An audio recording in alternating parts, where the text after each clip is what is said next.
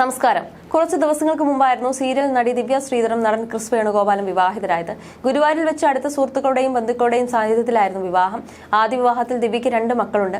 മക്കളുടെ സമ്മതത്തോടെയാണ് രണ്ടാം വിവാഹമെന്ന് ദിവ്യ പറഞ്ഞിരുന്നു. എന്നാൽ ഇതിന് പിന്നാലെ 2 പേർക്കെതിരെയും കടുത്ത സൈബർ ആക്രമണമാണ് നടന്നത്. വിവാഹം കഴിഞ്ഞതിനു ശേഷം പല അഭിമുഖങ്ങളിലൂടെയും തങ്ങളുടെ ജീവിതശൈലിയെക്കുറിച്ചും മുൻകാലത്തെക്കുറിച്ചുമൊക്കെ ഇരുവരും തുറന്നു സംസാരിച്ചിരുന്നു. എന്നിട്ടും വ്യാപകമായി ആക്രമിക്കപ്പെടുകയാണെന്നാണ് ഇരുവരും പറയുന്നത്. ഒരു യൂട്യൂബ് ചാനൽ നൽകിയ അഭിമുഖത്തിൽ സംസാരിക്കുകയായിരുന്നു താരങ്ങൾ.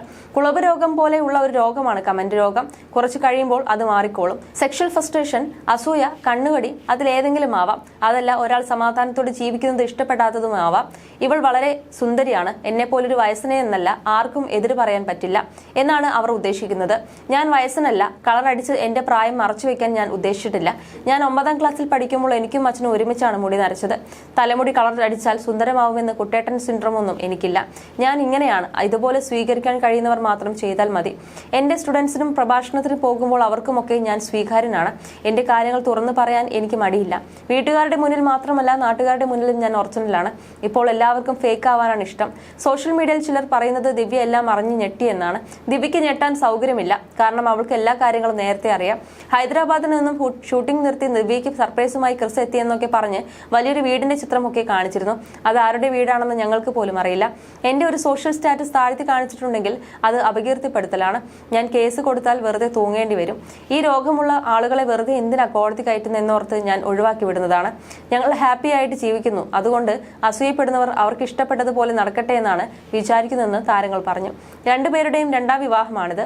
ദിവ്യ തന്റെ ആദ്യ വിവാഹത്തിൽ എന്ത് സംഭവിച്ചുവെന്ന് പലപ്പോഴായി പറഞ്ഞിട്ടുണ്ട്. ക്രിസും അടുത്തിടെ തന്റെ ജീവിതത്തിൽ സംഭവിച്ചതിനെ കുറിച്ച് പറഞ്ഞിരുന്നു. ഞങ്ങൾ ഒരുമിച്ച് ദാമ്പത്യ ജീവിതം നയിക്കുന്ന സമയത്ത് എന്റെ ഒറ്റയ്ക്കുള്ള പ്രൊഫൈൽ ഫോട്ടോ ഇടാൻ പറ്റില്ലെന്നായിരുന്നു റൂൾ. 2 പേരുടെയും ഒരേ DP മാത്രമേ ഉണ്ടാകാൻ പാടുള്ളൂവെന്ന് പറഞ്ഞു. ഫേസ്ബുക്കിൽ ഒരു ഫ്രണ്ടിനെ ആഡ് ചെയ്യാൻ പോലും എനിക്ക് ഫ്രീഡം ഇല്ലായിരുന്നു. ടോക്സിക് എന്ന് പറയാൻ പറ്റില്ല, അതിനേക്കാൾ കൂടുതലായിരുന്നു.